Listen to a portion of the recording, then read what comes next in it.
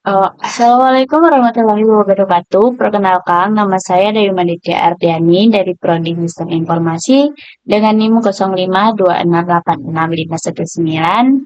Di sini saya akan melaksanakan praktikum tugas 3 dari struktur data, yakni membuat program pencarian menggunakan algoritma DFS dan BMS menggunakan bahasa Java.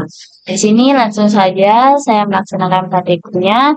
Di sini saya menggunakan aplikasi Visual Studio Code dan di sini saya sudah menyiapkan dua filenya atau satu folder DFS dan BFS saya namain, dan pada file DFS example dan BFS example.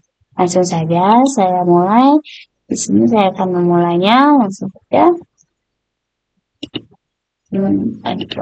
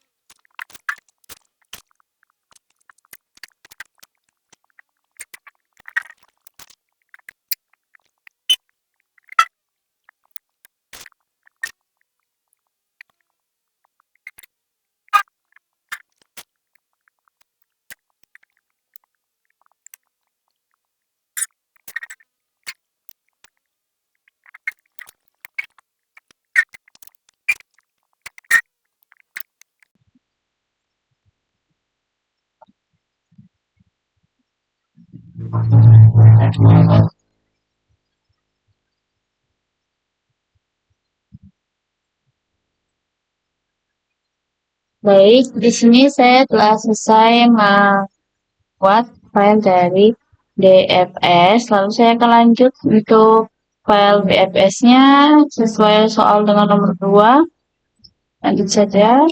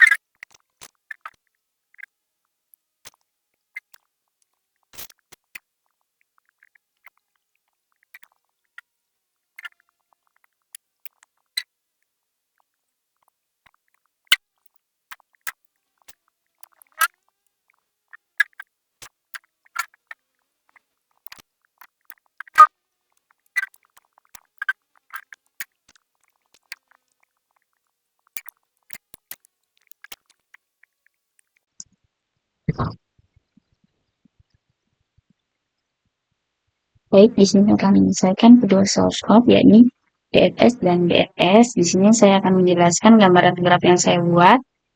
Dari soal di sini membuat program algoritma DFS dengan mewakili A1 sampai A8. Dan di sini saya membuat sebuah graf untuk lakukan pencarian melalui DFS dan DFS. Di sini ada A1 yang dimana dia adalah metode utama atau node utama. Dia terhubung ke A2 dan A3, dan A2 terhubung ke A4 dan A5, A3 terhubung ke A6, dan A4 terhubung ke A7, A5 terhubung ke A8. Dan A7, A6, A7, A8 dia tidak memiliki anak atau tidak terhubung kemanapun. Baik, di sini saya akan menjelaskan DFS terlebih dahulu. DFS ini adalah algoritma pencarian yang bekerja dengan prinsip mencari node sedalam mungkin terlebih dahulu sebelum berpindah ke cabang yang lain, yang artinya DFS ini dia bekerja dari kiri ke bawah secara mendalam hingga mencapai akhir dari graf.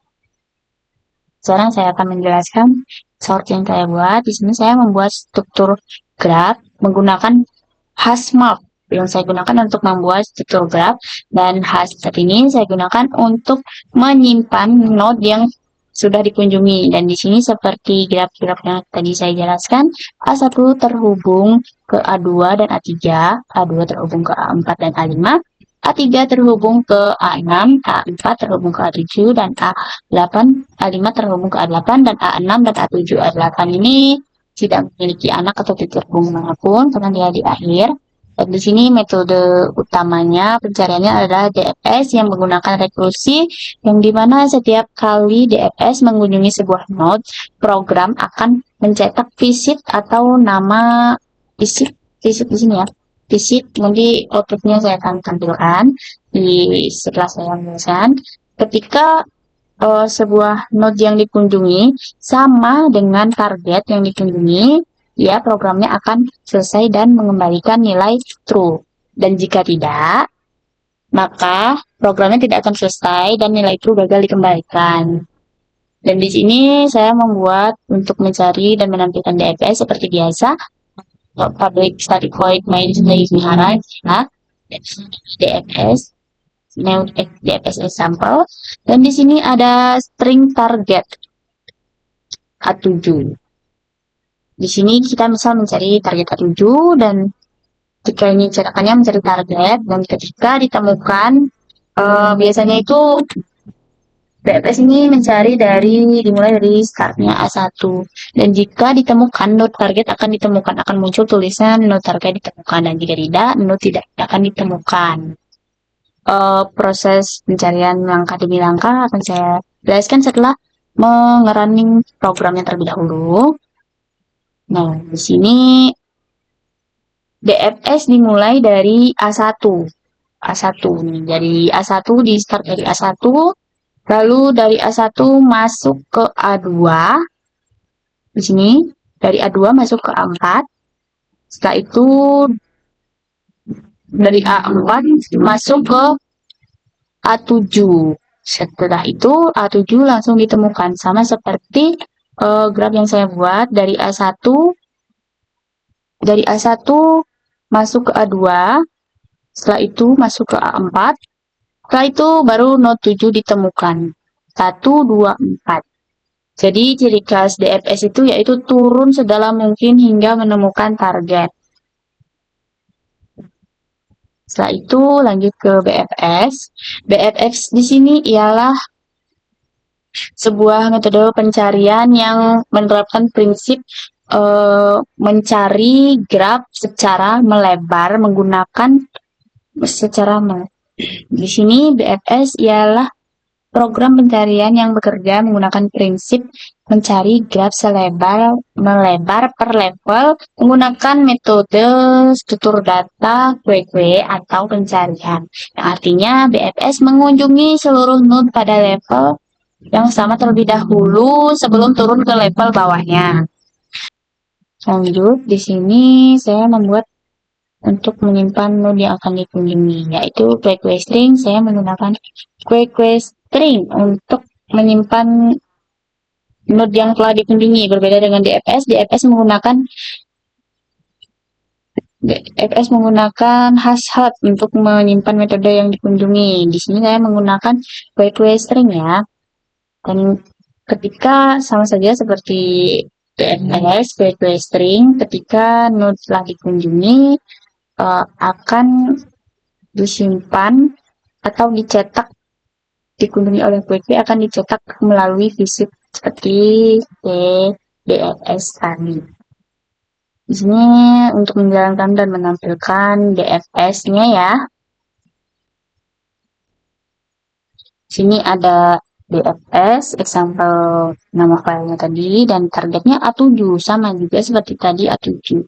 Dan di sini sistem untuk mencetak jika target ditemukan, maka akan muncul node target ditemukan. Dan jika tidak ditemukan, yang targetnya tidak akan ditemukan. Untuk tulisan node tidak akan ditemukan. Baik, ini saya akan mengulang programnya terlebih dahulu. Node tidak ditemukan. Program terlebih dahulu.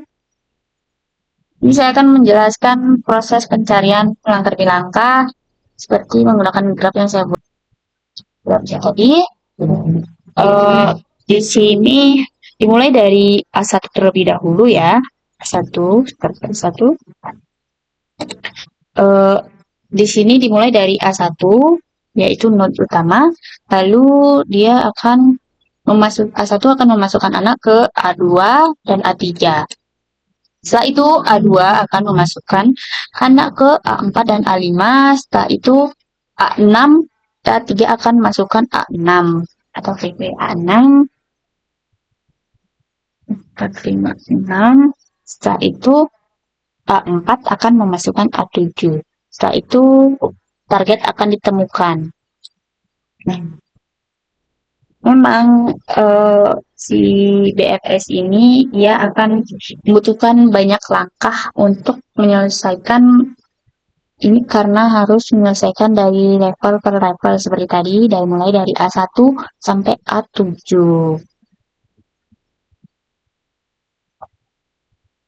Sehingga ini saya mendapatkan kesimpulan perbedaan utama dari DFS dan DFS itu ialah DFS menelusuri graf secara mendalam terlebih dahulu, cocok untuk jalur panjang atau graf yang sangat dalam. Dan ketika untuk DFS, dia cocok untuk mencari jalur terpendek. Karena sifat dari DFS itu dia mencarinya lebar dari level ke level, sehingga dia cocok untuk level pendek atau graf yang pendek. Sekian dari penjelasan dari tugas 3. Saya ucapkan terima kasih. Assalamualaikum warahmatullahi wabarakatuh.